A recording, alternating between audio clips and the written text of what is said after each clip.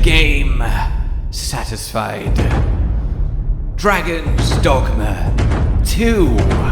Restart game with current level and equipment. Why? Hello, my fellow Arisen. I want to talk about New Game Plus, because I can't help but feel like it's sort of not really a thing in Dragons Dogma 2. Obviously, it literally is, and very thematically it is, with the endless cycle of Dragon and Arisen, unmoored world notwithstanding, so, you know, you go again. But obviously, fundamentally, when you press the New Game Plus button in a given game, you expect changes. The dramaticness and scope of them, of course, varies. Some games have entirely new content waiting for you, new areas, bosses, stuff to do and get, and it's like, wow! And then some games just give you the exact same thing, but with harder enemies to test your mettle against.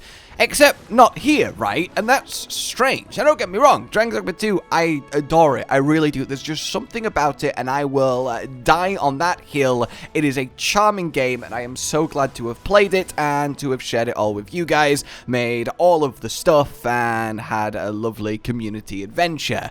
But there is a certain element of, oh, which is that it's kind of not really worth playing New Game Plus.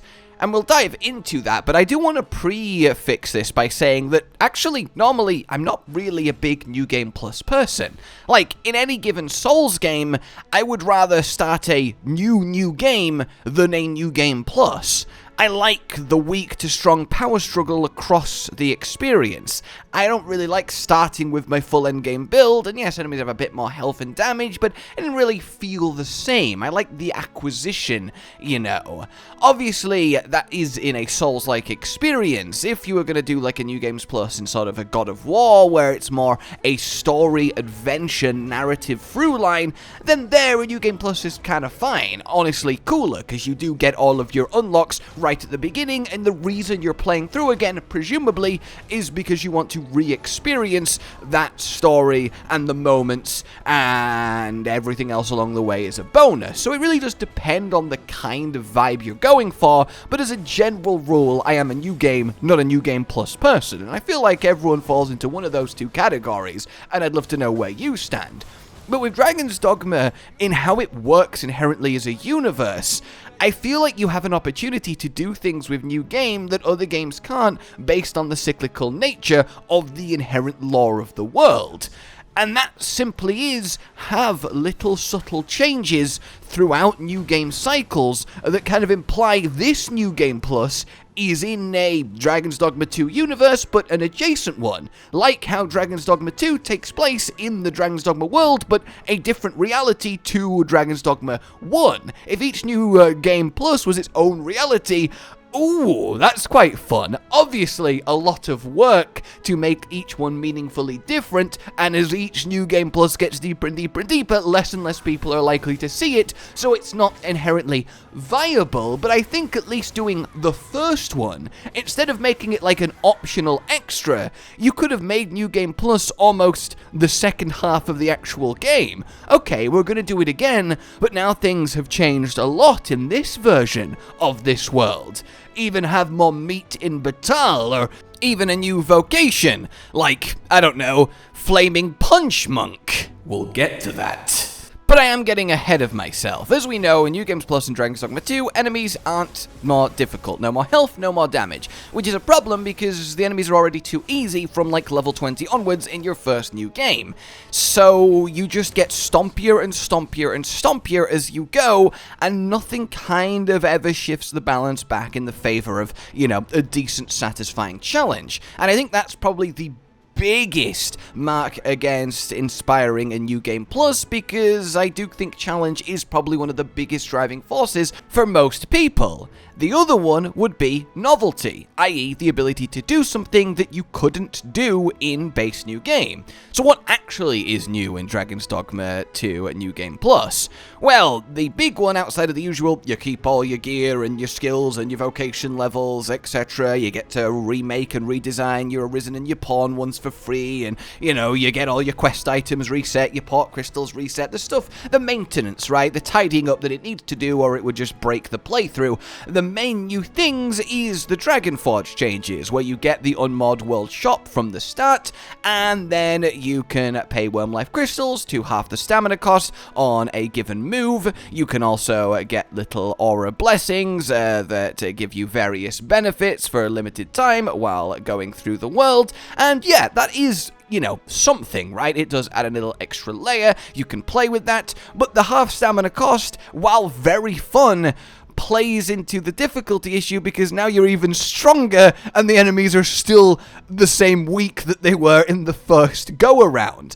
I also think, as a side note, that this stamina change, if you're going to do it, especially with enemies not getting more difficult anyway, just go fuck it. Just eliminate the stamina cost of a move. Just go crazy. Why not? Every new game cycle, it's more and more stamina reduction until you're just a literal, well, I was going to say god, but hey, seneschal. That would be the way to go, right? Go all in on it. Have all of those moves that cost all your stamina suddenly not actually cost your stamina. Spam Arc of Might on warrior. Go after go. You know, that might be the angle to take it. That might be the novelty you're looking for. But other than that, it's very much the same thing, and you kind of know what's going on, and especially in a more, you know, narrative, side quest, explory driven game with everything mapped out, there's not really like a thing, because you can't really do like a Souls where you're like, okay, I'm going to start New Game Plus, I'm going to get this weapon, and I'm going to play with it and make a build around this, and go through the game with this build, right? That's not really a thing in a game like Dragons Dogma 2, because vocations are so freely swappable, and the skill selection is just 4, and you'll have them all. You can kind of experience essentially every build in your first playthrough. Now, that's a really big strength of the game, and one of the reasons I love it in that first playthrough, but it does go against your New Game Plus.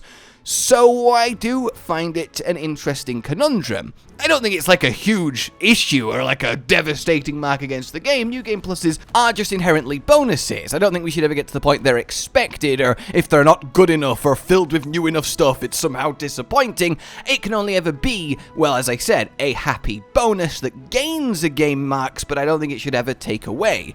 That said, I really do think there could have been a lot more done with, as I say, the inherent story building of New Game Plus, especially after you beat the game and the Dragons Dogma 2 appears. That kind of does imply that, okay, now you've done it, you've actually got to Dragons Dogma 2. If you then pressed, okay, let's go again, and things were changing all over the shop, that could have been quite the cool surprise.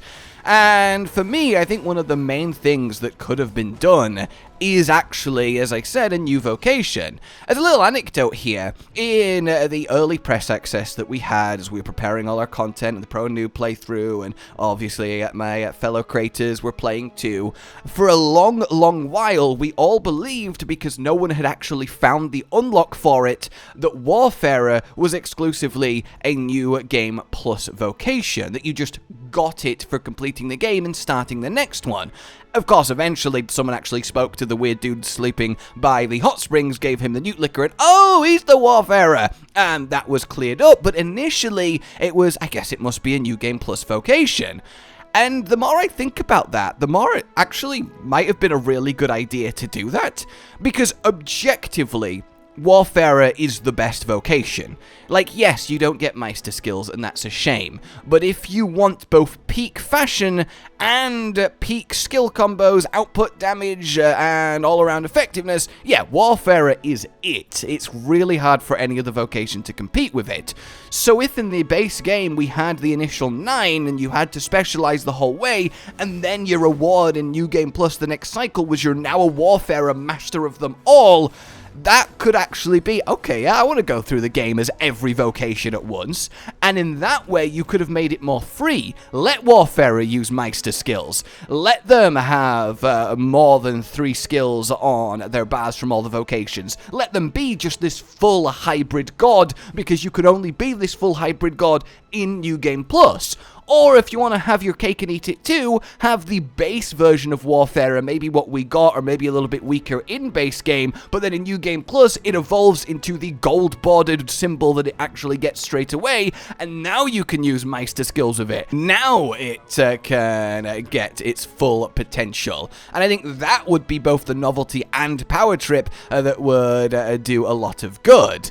Or, yes, as I said, just throw in an entirely new vocation that comes about in New Game Plus, because this is an alternate reality version of everything now, and in this reality, there's a monk. And I really think that would be fun. And indeed, this monk is a really excellent creation by Forever Virus. They have done a wonderful job at making it, and I think it's really fun to see what people are coming up with in Dragons Dogma 2. Now it's been out a while, and people are actually tinkering with it, so certainly something to look at. But yeah, I think something like that would be excellent. Monk certainly is one of those most wanted vocations for, well, the longest time, even from the original Dragons Dogma. So that's kind of where I'm at. I just sort of wanted to talk the New Game Plus, the cycles in Dragons Dogma 2, and how we're feeling about them. And I would love to know how you're feeling about them. Personally, I would just baseline liked it to be more difficult as it continues. Like, if the griffins, the ogres, the cyclops, all of the boss enemies were just faster, harder hitting, and had more health, the combat suddenly gets so much more satisfying, because the combat is incredible. It's physical, it's raw, it's fun, it's weighty, it's satisfying. There's just nothing to really push you, flex your muscles against, and that could have been the New Game Plus. Ignoring all of these extra fancy suggestions, I do think that's something that at least should have been happen, and it does feel like something that is patchable, and it wouldn't actually crazy surprise me if that's not in consideration or even being worked on, just simply, you know, turning the numbers up, which will just be a setting a dial to turn, and off we go. But now then, let me know your thoughts on New Game Plus, if you even care or have done it with Dragons Dogma 2, and if you are a new game person or a New Game Plus person. Like if you enjoyed this, subscribe and hit the bell for more. Consider supporting the future of the channel on Patreon down below, and until we meet again, a goodbye. Josh, Cotton, and Hollow with the videos, dropping the humor like a hammer on your tippy toes, bringing entertainment on a daily arrangement to take our insanity and turn it into entertainment. Yes, I said entertainment twice, to reiterate that it is nice to look into your faces on a mostly daily basis when you let us in your homes to make the whole world a stage. Goodbye.